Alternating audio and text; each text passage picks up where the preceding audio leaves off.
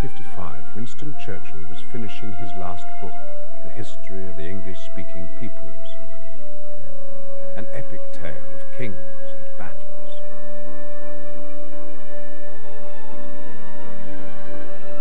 Churchill himself had fought in wars for the glory of the empire. When Britain's power was at its height, in the reign of Queen Victoria. Britain entered the 20th century in the grip of war.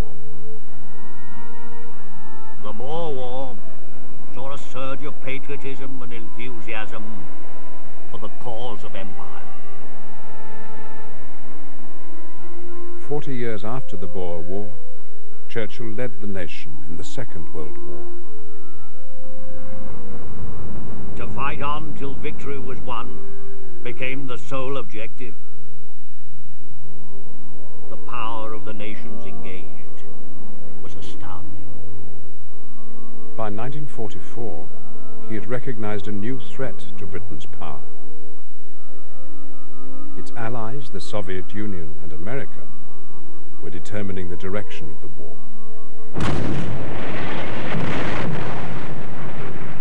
In June, Allied forces under American Supreme Command successfully landed in Normandy. Churchill foresaw the new world order. He was determined to preserve Britain's power after the war, and a role for himself in the Cold War to come.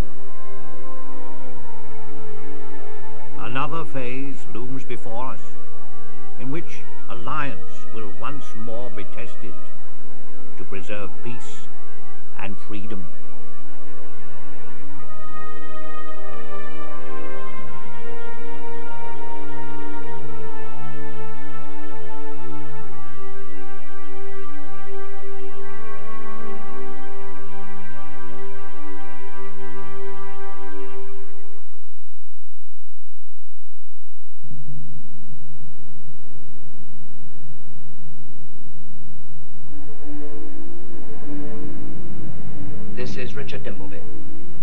The British, Canadian and American troops who landed on the coast of France are already several miles inland. It is proper to report that the first phase of the attack on Western Europe has gone not only according to plan, but corking well. Winston Churchill had taken a characteristically active role in the preparations for the Normandy landings.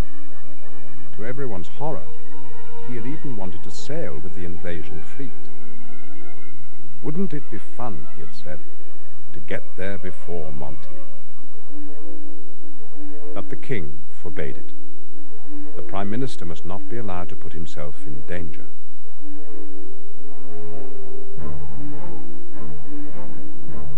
Finally, 6 days after D-Day, Churchill had his adventure.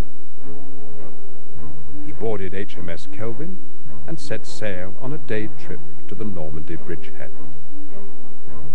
I had been ordered to vacate my cabin. I was given no explanation. I was extremely indignant because my WAF officer girlfriend was taken off the wall, and lo and behold, Churchill appeared on board.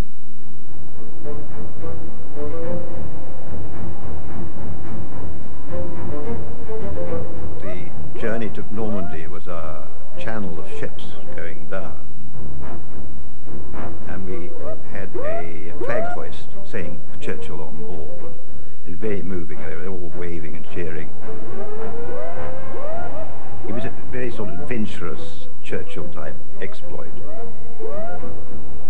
He was very excited indeed.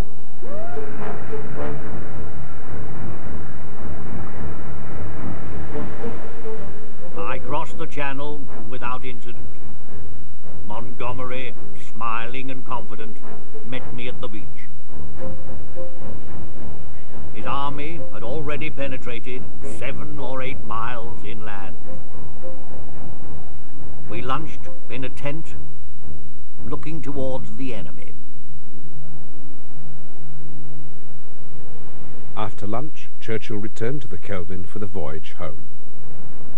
But when he heard that British ships were still firing at the German positions, he couldn't resist. I said, since we are so near, shouldn't we have a plug at them ourselves? And in a minute or two, all our guns fired on the coast. We were, of course, well within the range of their artillery. I admired the Admiral's sporting spirit. Churchill was disappointed that the Germans did not return his fire. But he concluded, altogether, it had been a most interesting and enjoyable day.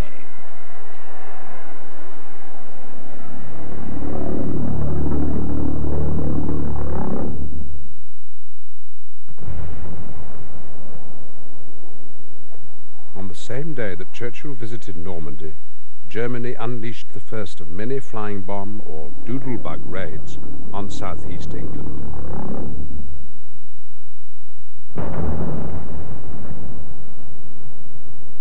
In the next 3 weeks, almost 3,000 people were killed.